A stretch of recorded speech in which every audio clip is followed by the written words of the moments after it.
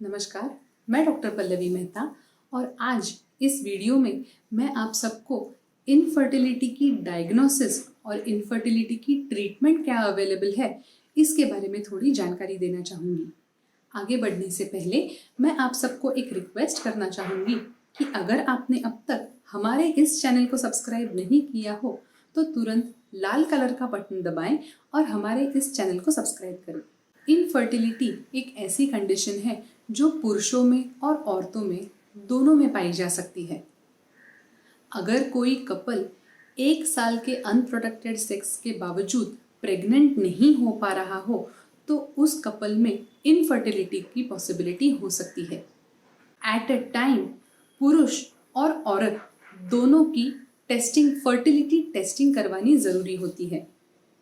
Usually पुरुषों में hormonal testing और सीमेन एनालिसिस करवाया जाता है। सीमेन हेल्दी है या नहीं ये समझा जाता है। स्पर्म्स हेल्दी है या नहीं, मोटाइल है या नहीं ये भी स्टडी किया जाता है। औरतों की फर्टिलिटी टेस्टिंग में औरतों की फीमेल रिप्रोडक्टिव सिस्टम सही है या नहीं, हेल्दी है या नहीं ये समझा जाता है। फर्टिलिटी टेस्टिंग में अलग अलग प्रकार होते हैं, जैसे कि ओव्यूलेशन टेस्टिंग। ओव्यूलेशन टेस्टिंग में ये समझा जाता है कि ओवरीज में से रिलीज होने वाले अंडे यूट्रस में पहुंच रहे हैं या नहीं। यूजुअली मेंस्ट्रुअल साइकिल के 12 दिन के बाद ओव्यूलेशन स्टडी रेगुलरली सजेस्ट की जाती है। हर 1 या 2 दिन के बाद सोनोग्राफी के द्वारा ये स्टडी किया जाता है कि उस औरत में ओवरीज में से अंडे नॉर्मली रिलीज हो रहे हैं या नहीं। फिर आता है हिस्ट्रोसैल्पिंजोग्राफी। हिस्ट्रोसैल्पिंजोग्राफी एक प्रकार का एक्सरे होता है। इस एक्सरे में एक डाई यूट्रस में इंजेक्ट किया जाता है और एक्सरे निकाला जाता है। इस एक्सरे के द्वारा ये समझा जाता है कि उस औरत में फेलोपियन ट्यूब्स और यूट्रस की शेप नॉर्मल है या नहीं। फिर आता है ओवेरियन रिजर्व टेस्टिंग। AMH यानी कि एंटी मुलेरियन हार्मोन टेस्ट जैसी टेस्ट के द्वारा ये समझा जाता है कि ओवरीज में अंडे बाकी है या एग्जॉस्ट हो चुके हैं। अगर आपको AMH टेस्ट के बारे में ज़्यादा जानकारी चाहिए हो तो हमारा AMH ब्लड टेस्ट का वीडियो ज़रूर देखें। इस वीडियो के डिस्क्रिप्शन में आपको उस वीडियो की लिंक मिल जाएगी। इन सब टेस्ट के अलावा कुछ हार्मोनल टेस्ट भी कंडक्ट किए जा सकते हैं, जैसे कि पिट्यूटरी हार्मोन्स या फिर थायराइड हार्मोन्स सही से रिलीज हो रहे हैं या नहीं ये स्टडी करने के लिए फर्दर टेस्टिंग भी सजेस्ट किया जा सकता है। अगर इनफर्टिलिटी के अंडरलाइंग कॉज में ये समझा जाए कि पुरुष में खराबी है, पुरुष में कोई प्रॉब्लम है, तो उस पुरुष को अप्रोप्रिएट ट्रीटमेंट दी जा सकती है। स्पर्म काउंट इम्प्रूव करने के लिए भी कुछ दवाइयाँ अवेलेबल होती हैं। औरतों में अगर ओव्यूलेशन से रिलेटेड कोई प्रॉब्लम डिटेक्ट हो पा रही हो तो ओव्यूलेशन स्टिम्युलेट करने के लिए दवाइयाँ दी जाती है। इन दवाइयों को फर्टिलिटी ड्रग्स ऐसे कहा जाता है। अगर किसी में ओव्यूलेशन सही से नहीं हो पा रहा हो तो इन फर्टिलिटी ड्रग्स के द्वारा ओव्यूलेशन स्टिम्युलेट किया जाता है। यूजुअली ये ड्रग्स हॉर्मोन्स की तरह ही होते हैं। नेचुरल हार्मोन से ही इन दवाइयों को बनाया जाता है।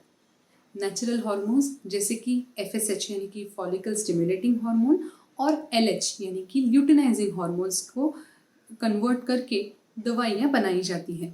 किसी औरत में अगर एग्स रिलीज हो रही हो लेकिन एग्स की संख्या अगर कम हो तो वो मेजरमेंट बढ़ाने के लिए भी इनफर्टिलिटी ड्रग्स का इस्तेमाल किया जा सकता है। कॉमनली गोनाडोट्रोपिन, मेटफॉर्मिन ऐसी कुछ दवाइयाँ होती हैं जिसकी वजह से फर्टिलिटी बूस्ट हो सकती है, एग काउंट इंक्रीज हो सकता है। फर्टिलिटी ड्रग्स के द्वारा एग काउंट इंक्रीज ज़रूर हो सकता है, लेकिन इससे रिलेटेड कुछ साइड इफ़ेक्ट्स भी पाए जाते हैं, जैसे कि मल्टीपल प्रेगनेंसीज। अगर बहुत ज़्यादा ड्रग्स की वजह से ओवरीज स्टिम्युलेट हो जाए तो उसे ओवेरियन हाइपर स्टिम्युलेशन ऐसे कहा जाता है। इस कंडीशन में ओवरीज में सूजन आ सकती है और पेट में दर्द हो सकता है। यूजुअली ओवेरियन हाइपरस्टिमुलेशन कुछ समय के बाद अपने आप ठीक हो जाता है। फर्टिलिटी ड्रग्स को अगर बहुत लंबे समय तक लिया जाए तो उसकी वजह से ओवेरियन कैंसर होने की भी चांसेस हो सकते हैं। अगर किसी औरत में कोई एनाटॉमिकल डिफेक्ट हो तो उन औरतों में सर्जरी सजेस्ट की जा सकती है, जैसे कि लैप्रोस्कोपिक सर्जरी। इन सर्जरीज के द्वारा यूट्रस में अगर कोई फाइब्रॉइड हो या फिर कोई पॉलिप हो या फिर फेलोपियन ट्यूब्स में कहीं पे ब्लॉकेज या अधीजन्स हो तो वो रिलीज करने के लिए, वो सॉल्व करने के लिए सर्जरीज को सजेस्ट किया जा सकता है। दवाइयाँ और सर्जरी के बावजूद अगर किसी में प्रेगनेंसी सक्सेसफुली ना रह पा रही हो तो उन लोगों में रिप्रोडक्टिव असिस्टेंस का इस्तेमाल किया जा सकता है। रिप्रोडक्टिव असिस्टेंस मेनली 2 टाइप के होते हैं, जैसे कि IUI, इंट्रा यूट्राइन इंसेमिनेशन। इस प्रोसीजर में एक हेल्दी यूट्रस में बहुत सारे मिलियंस हेल्दी स्पर्म्स को इंजेक्ट किया जाता है। फिर ये हेल्दी स्पर्म्स नेचुरली कंसेप्शन करवाते हैं। दूसरी टेक्निक होती है असिस्टेड रिप्रोडक्टिव टेक्नोलॉजी, यानी कि ART। इस टेक्निक में एक औरत में से एग्स को निकाला जाता है और एक पुरुष में से हेल्दी स्पर्म्स लिए जाते हैं। फिर लेबोरेटरी में, यानी कि एक डिश में, इन स्पर्म्स को और एग्स को यूनाइट किया जाता है, मिलाया जाता है। फिर डिश में ही उस एग का फर्टिलाइजेशन एनकरेज किया जाता है। जब डिश में एग फर्टिलाइज हो जाए तब ये एग को औरत के यूट्रस में इंजेक्ट किया जाता है।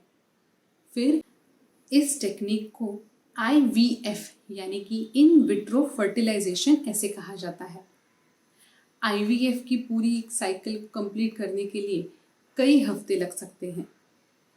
उसके साथ ही साथ IVF के लिए अलग अलग टाइप के इंजेक्शंस और रेगुलर ब्लड टेस्ट का इस्तेमाल करना पड़ता है।